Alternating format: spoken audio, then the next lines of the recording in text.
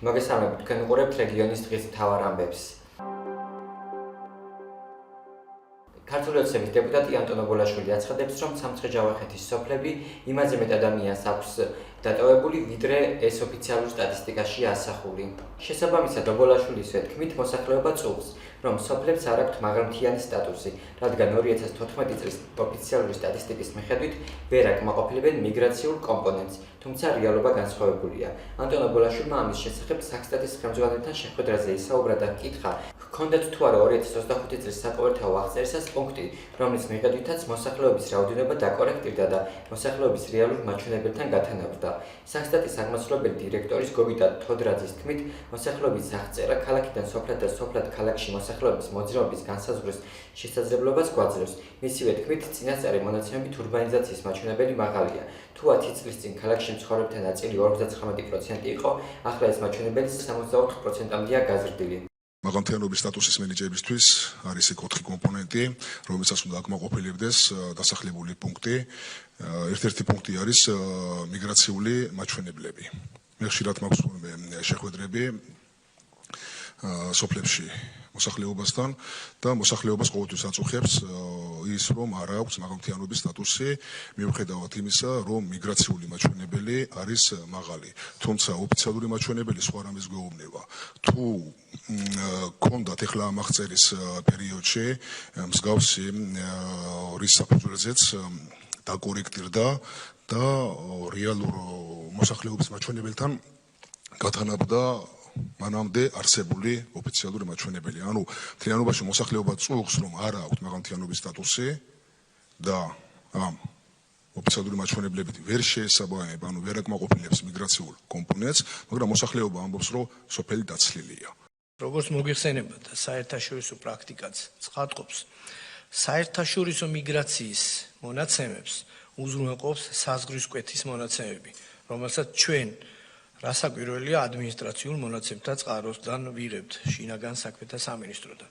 რაც შეეხება შიდა მოძრაობას, მათ შორის ურბანიზაციას, ქალაქიდან სოფლად, სოფლიდან ქალაქში მოსახლეობის ნაკადებს, ამის განსაზღვრის შესაძლებლობას გვაძლევს ჩვენ მოსახლეობის აღწერა, რომელიც გამოჩნდება ძალიან კარგად ასევე დეტალური შედეგების გამოქვეყნებისას.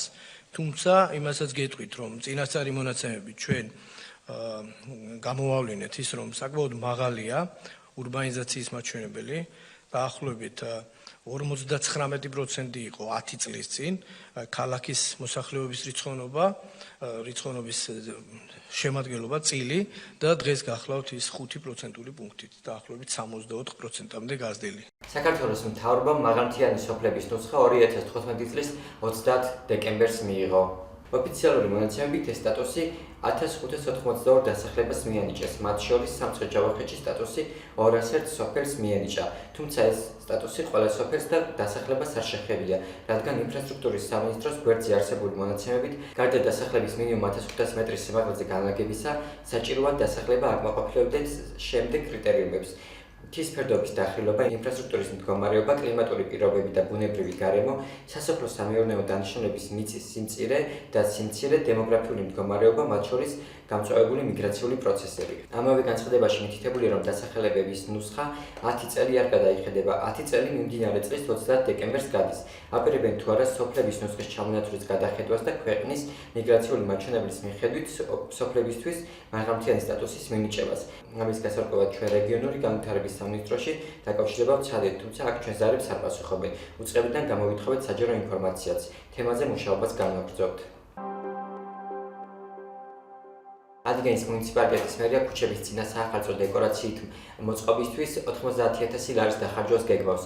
ამის შესახებ ინფორმაცია სახელმწიფო შესყიდვების სააგენტოს ვებგვერდზეა გამოქვეყნებული. სადენდერო დოკუმენტის მიხედვით იგეგმება სტრინგის, ნეონის მონათობლების, 3D დეკორაციების და სხვა აქსესუარების ყიდვა, რომლისთვისაც თანხა ადგილობრივი ბიუჯეტიდან გამოიყოფა. საახალწლო აქსესუარები ადგენის მერიამ 2024 და 2023 წლებში შეიძინა. კერძოდ, სახელმწიფო შესყიდვების სააგენტოს ვებგვერდზე არსებული ინფორმაციის მიხედვით 2024 2025 წლის შესახვედრად ადიგენის მერიამ აქსესუარებისთვის 15000 ლარი დახარჯა, ხოლო 2024 წლის შესახვედრად 45000-მდე ლარი.